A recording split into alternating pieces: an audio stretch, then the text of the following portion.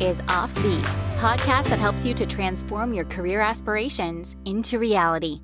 With your host, Adnan Sohail. Hey everybody, and thank you for joining us in today's Offbeat show, where I always bring amazing people who are going to help you, inspire you passionately. But today's guest is phenomenal. She's running her own company with the name of Impressive CV, where she is helping fresh graduates as well as executives to write down their CV, which is the first step to land on a job. Thank you very much, Trisha, for joining us today. You are most welcome. Thank you for having me, Mohammed. I'm going to ask you a lot of questions. These questions are on the behalf of people who are watching our show. And I believe that if someone is looking for a career, looking for a job, this is the very fundamental step to write down a CV. So first of all, I'll ask you, please tell us who you are, how you landed in this profession. I'm Trisha Chapman, the managing partner of Impressive CV.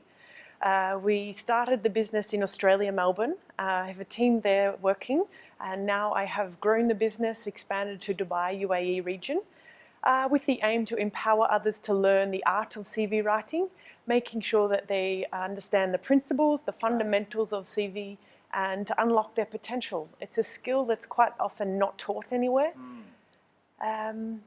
It's a passion for me to show others how they can achieve the success that they're after. Let me ask you this question. Is CV or resume, is it still alive? Era of technology, online profiling, and social media. Do you think that still it is important to have a CV? This is a very good question because there is so many different job boards, for example, LinkedIn, the job postings on the website, Facebook advertisements. Here in the Gulf, we have Dubizzle, for example. So there are many job boards, but you need multiple tools in your toolbox. Yeah. So the CV, although it is a little dying, you could say, but there are many different mechanisms in which what recruiters are requesting. Right. So you still need to have a CV. It is the tool to open the doors to a job, but it's one of many tools these days. Yeah. So you need to have it ready. Keep watching the video continuously and send us your comments down. If you are having any questions, Trisha will answer you. What is difference between a resume and a CV? A lot of people are even still confused that what it should be. Should they call it a resume or a CV? To be honest with you, these days in the current age, there's not much difference. The word is used interchangeably. Right. Okay, so before, originally, a CV was concise, a long document, curriculum vitae, multiple pages explaining all of your working history. Right. This is a resume, which is like a snapshot. Right. In today's era, it's used interchangeably. So to be honest with you, there's not much difference now. What is the real purpose of CV? Really employer or a recruiter, when they ask, send us your CV, what they look on that? What they try to find on that? So a company, they are ultimately looking for profit, revenue growth. They want to be expanding their company, their business. Right. So they are looking for people that can help them achieve this expansion, usually in terms of dollar value or market awareness. So a CV needs to then be able to express how you as a person can benefit the company. Right. So what value can you bring to the company for them to be able to increase their dollar value, their market awareness, their set objectives? Right. This is going to be a little bit controversial question, but I have to ask because a lot of people ask me this question, and that is about the discrimination, age, gender, your nationality, your language, your skin color. Do you think that discrimination exists in the hiring process? Unfortunately, yes. Unfortunately. It's a difficult question because it's out there. As many jobs are specifying, for example, Filipino only to apply, Indian only to apply. Yeah. Versus the UK, Australia, the US, they're moving towards anti-discrimination CVs. For example, you are not allowed to post a CV or a job with your age, gender, nationality, or a photo. Right. Right. This now is what the trend is going towards. Right. My recommendations, or what I believe could overcome this, is if HR or job postings list salary brackets rather than age or gender, nationality requirements. Right. So specific salaries within a bracket. So then any nationality, any gender can apply if they're interested to this salary bracket. You are saying that's absolutely right, and this is something where recruiters or HR professional, they should consider this situation. Another thing comes up, that's the overqualification. I meet a lot of people who are having good industry experience, and as a senior, I believe that they can add more value to that workplace. But the employer, they're afraid to hire them, and they say that you are overqualified. So what is this word overqualified here? And why it is used when someone is ready to offer their services and their all expertise and their knowledge, even on a smaller salary package or in a junior position, then why this overqualification is existing? So what happens is the recruiter or the employer looking for someone to fill the job. They are looking for longevity. Okay, so usually what's seen in the workplace is if someone who is overqualified is applying for a role, they are seen as a threat to then leave the position if something better comes, is proposed, which means it's a risk for the employer to hire. Why? Because the employer who is overqualified is not usually stimulated, and they are more likely to leave the role in a shorter time frame for someone who can be nurtured, developed into the role, which then makes it difficult to rehire again. It's costs, advertising costs. It's difficult for the business to be having a constant high turnover. So this is why employers usually go for someone who is within the range or under, to reduce the chances of the employee leaving the role. Are they quality conscious? They are looking for the great candidates suitable for the role, or they are more money conscious? Yeah, money conscious, because it's a cost to then rehire if this person moves for a better opportunity. So it's risk-taking. Specifically, if I want to talk about a CV, tell us that what should be on a CV. A lot of people add a lot of information. They make it 4 pages or 5 pages. I don't know that whether it's correct or not. They put a lot of their personal information. How an ideal CV should look like? Mohammed, this could be a completely separate interview. However, I will give you some takeaways. First of all, I want people to remove the objective statement. So the employer does not care what the employee wants their aims. It's all about what they can do for the business. So the objective statement needs to be removed. You should replace this with an executive summary. So a 4 to 5 sentence summary, like your elevator pitch, on what value you would bring to the company, highlighting your achievements. Second key thing I would like to show you is the skills. So both hard and soft skills. I can definitely answer in the comments below if people need the difference. But matching your skills on the CV to what's advertised on the job description. So whether it's synonyms or using the same words. Is it something which we call optimization? These are a buzzword in the town. People say that your profile should be optimized in order to have better chances that you will be shortlisted. So what is this optimization? So it just basically, it's very simple. Your CV needs to be optimized, meaning that it needs to match or be the best fit for the job application, so that you are shown to be the best candidate for that job description. So the skills, the summary, and then your achievements. For example, anyone can Google a job description. Okay, so this brings no value. You need to show how you are, or the proof, the evidence that you fit the job. You talked about one word, that is about achievements. A lot of people, either they do not have achievements, maybe they are the fresh graduates, they just left their university or college, or they are the career starter where they have done some very junior position role, but after that they enhanced their skill and now they are ready for a new position. So what achievements do those people have? What they can add there? Great, I get this question quite a lot, to be honest. Everyone has achievements. Mohammed, everyone has skills. So for example, if you're a university student or graduate or just 1 year out, think of the projects that you worked with at university. Think of the research papers that you conducted. This can all be put onto your CV. The skills that you developed creating these can be shown on a CV. A simple job, for example, a waiter. Start tracking the number of customers that you visited, that you served, that you assisted with. These can be quantifiable achievements. You could say that you were awarded the best achiever in MENA with over a 40% increase year-on-year sales compared to 2018.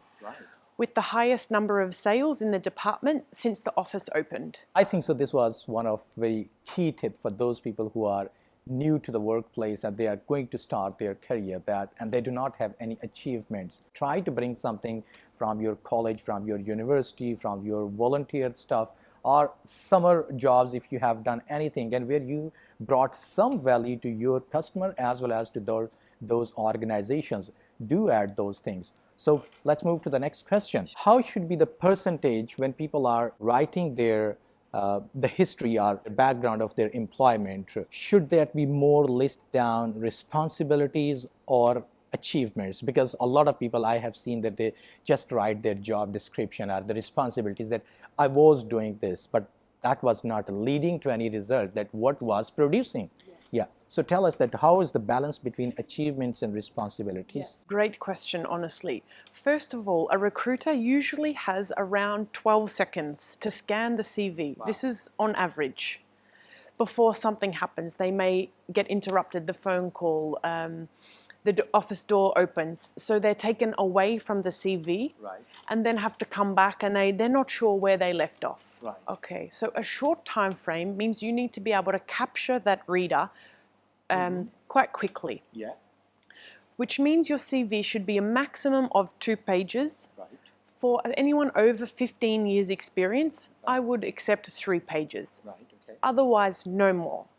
Which means you need to be able to achieve or show your value. So I would then have both. So I would have a few achievements for each job, plus some job descriptions that were fundamental for your position that will then show benefit to the company in having, but write them in past tense. For example, conduct workshops. I would suggest you to write conducted 4 workshops in 2017. So include both, but have the job description written in past tense. Make something which is more quantifiable, like we can show that yes, if this was my responsibility, this I achieved by performing that. Exactly, exactly. Is it the human being, like always the recruiter or a human being who is picking up CVs and receiving CVs of the people and then go through all that? Are they take any help of the technology somehow? My goodness. So there is thousands or hundreds of applicants for a lot of jobs, for each job, I should say. There's thousands of applicants for each job, especially on LinkedIn. So as a result of time, there is a lot of processes that have been put in place, ATS, so applicant tracking system or applicant tracking software. So what this does is that it helps recruiters shortlist applicants.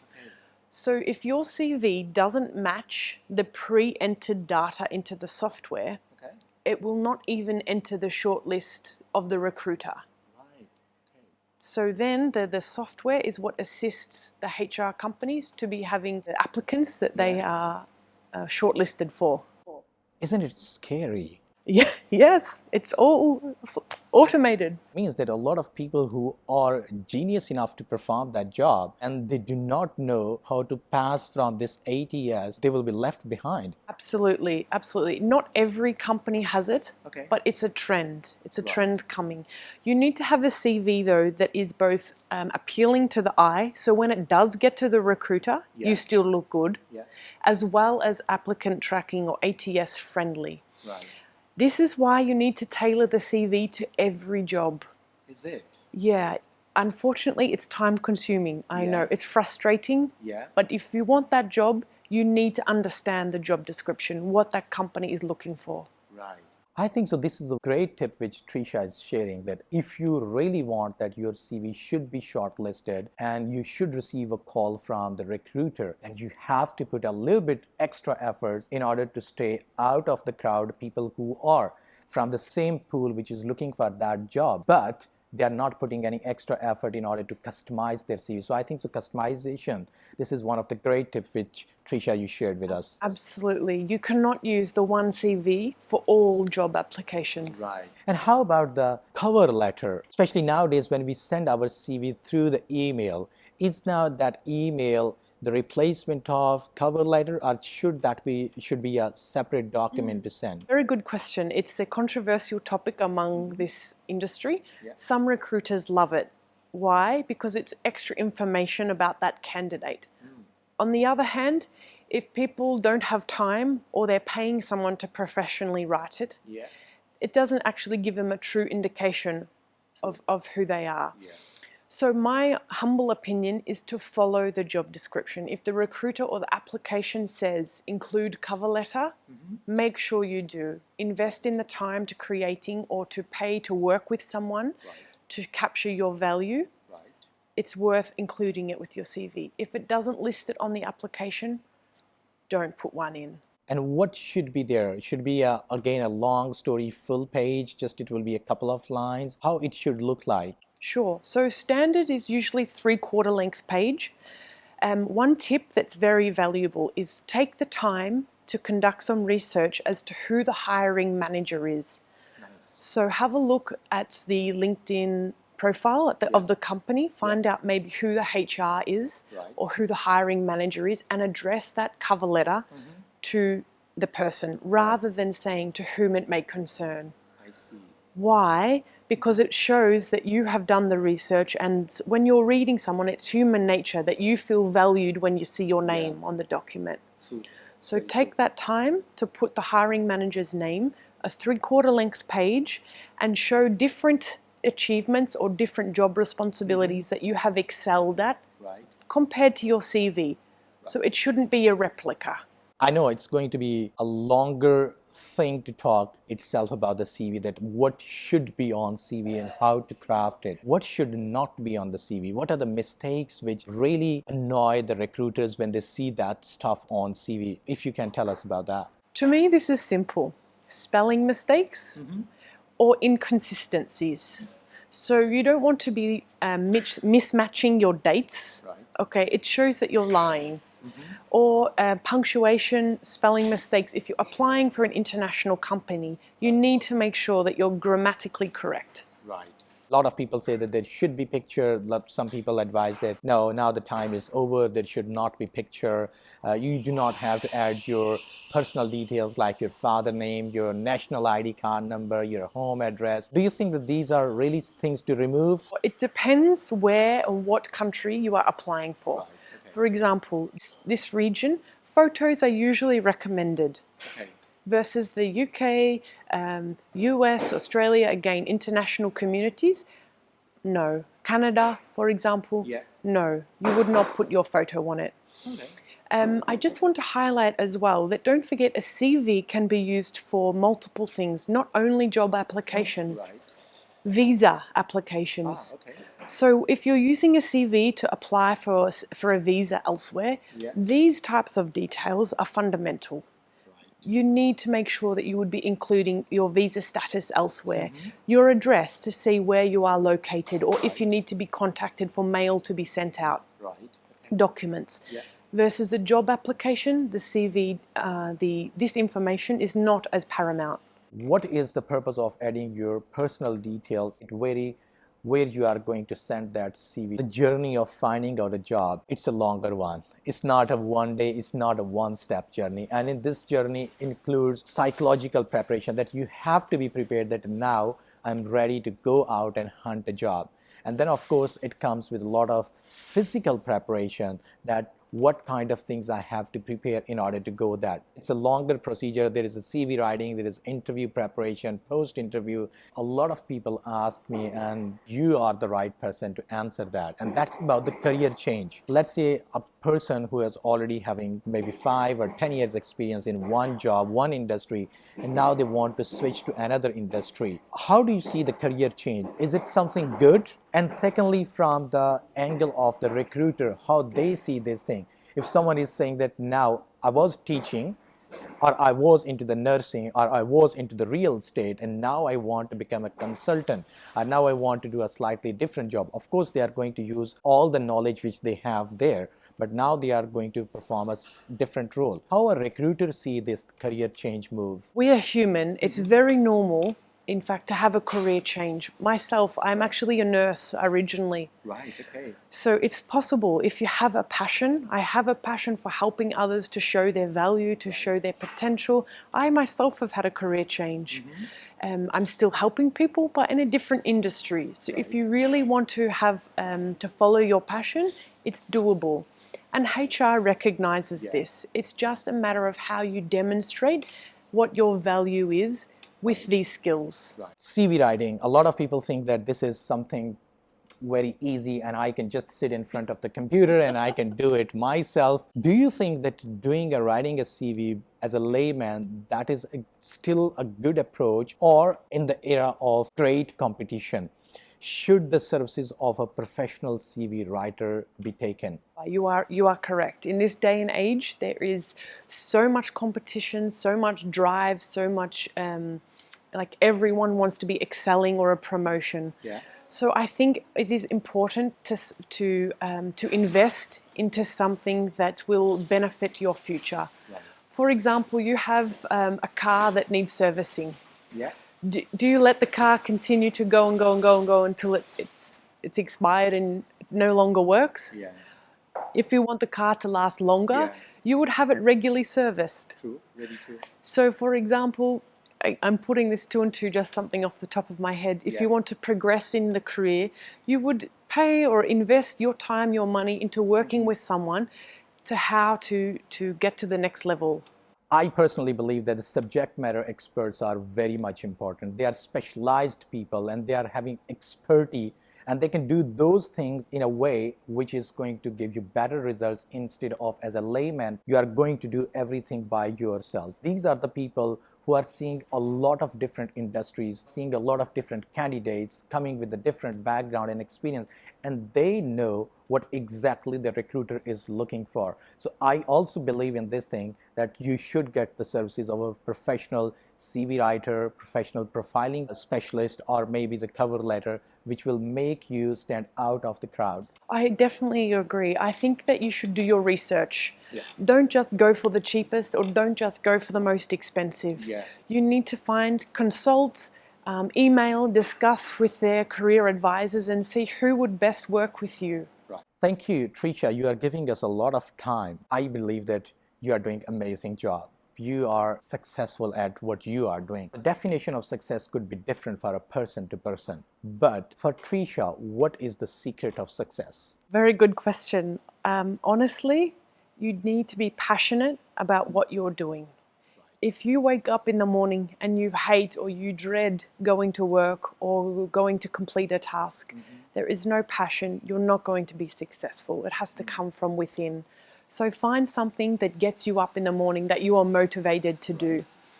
Second of all, consistency. So completing something that is your passion about day in, day out. In your job or profession, what you like most? Or I would say empowering people. They don't realize the value that they bring or that the value that they possess. It's very difficult, it's very rare for people to reflect on what they offer someone. Yeah, so I help unlock this. What would you advise to the younger generation, the people who are just fresh graduates, that what kind of workplace challenges they can have once they have passed this stage of finding out their job? Is that easy thing after that, or there are still some workplace challenges, and how to deal that? A lot of people these days have an entrepreneurial spirit. I feel that you need to be open with the employer to let them know your thoughts, and this is a bottom-up approach. So it's showing your boss or your workplace what you are good at, what you excel at, and speaking up. If you're not in agreement, try to approach the situation and discuss a solution rather than an autocratic bottom-down approach. be open to discuss your concerns.